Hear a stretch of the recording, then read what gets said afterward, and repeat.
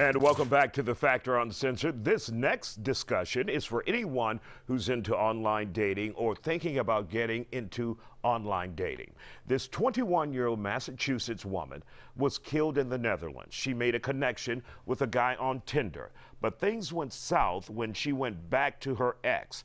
Police say the suspect started stalking her, placed a tracking device on her bike, followed her, and stabbed her to death.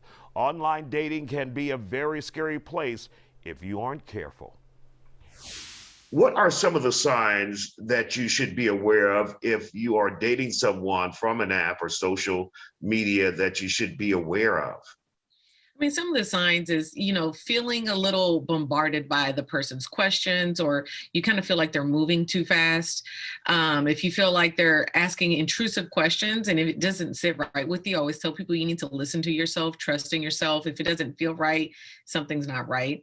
If someone is trying to get to know you on a personal level too quickly. So if you're doing an online app and they want to meet you the same day or the next day, or they want to get you alone, there's a lot of different things to look out for that you need to be wary of. I mean, just recently we've had the Tinder swindler in the news taking advantage of women. So should you be concerned about those who come across too perfect, those who say they may be wealthy or rich and flashy about their lifestyle? Absolutely. A lot of these people are very manipulative and they know how to play on your weaknesses to get what they want. So once they get to know you a little bit, they use everything that they know about you, things that you probably didn't even realize to use against you. And they will manipulate you. They will emotionally manipulate you and prey on your weaknesses. And the key word is they prey on you.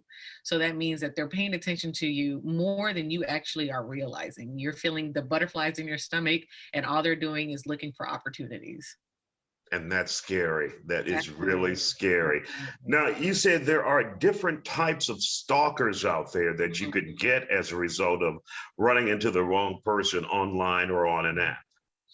There's a public figure stalker. Like if you are out there and people know you really well, they just stalk you just because they feel like they know you, but they really don't know you. So they have their own reasons as to why they stalk you. A private stranger, meaning someone that you probably just cross paths with maybe one or two times, and all of a sudden they have targeted you. They have honed in on you, obsessed with you. There's the acquaintance, and this one is a little more dangerous, like a coworker or someone that you see often, like at the gym. You kind of know them, but you don't know them well enough. And these actually have a 50% rate to actually become violent. But the most violent one is the intimate stalkers, which is the ones that are the most dangerous and, of course, the most common. People that you know, right? People that know very intimate details about you, or they know things about you and they use it against you, which it turns out a lot of abusive relationships are considered intimate stalkers. And one of the key things you said that people when we find someone on an app or a dating site, do we truly know them? How much time does it take to actually get to know someone where you feel comfortable with that person? There's not really a time frame. Honestly, it just really depends on how much they decide to give you and tell you. I mean, just as much as they tell you in person. So if you met someone in a grocery store compared to an online dating app, they can still lie to you and tell you the things that they want to tell you. It's up to you to kind of investigate, to research, to do your part to kind of make sure that they're telling you the truth. Somebody like the Tinder swindler is saying, "Oh, my enemies are out to get me, give me some money." Well, I hope you asked questions. I mean, how do you know this person? Why do they feel comfortable enough to even ask you for money? So it is up to you to make sure you do your job to vet people as well as possible.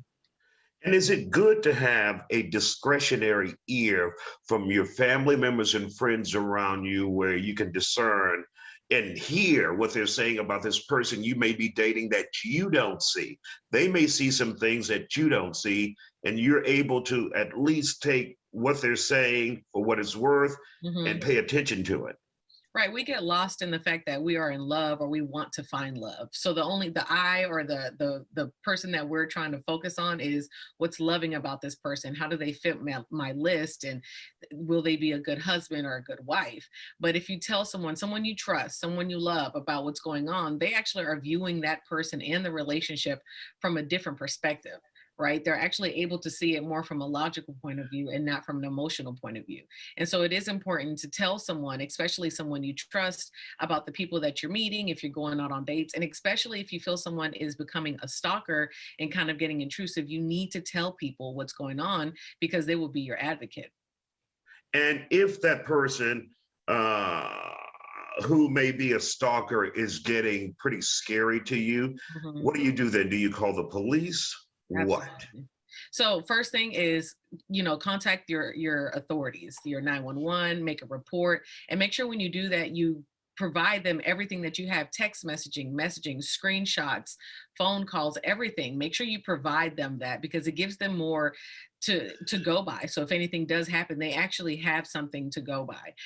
Change all your passwords, even your bank account passwords, your social media passwords, change them all. It doesn't matter if you shared with them or not, you never know.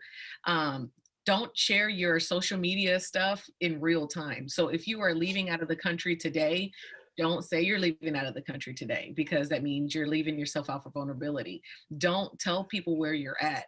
Change your social, make everything private, right? So if you do suspect someone is being a stalker, you have to, yes, you do have to make modifications. You need to block them on every social media outlet, report them, and make sure you're doing all the steps that you need to make sure they don't have access to you. And a restraining order is your friend. Dr. Angela Jones, always good to talk to you. For those who would like to get more information from you or get relationship tips, where can they find you? They could go to my website at angelajonesphd.com, or you could go to my Instagram at Dr. Angela Jones.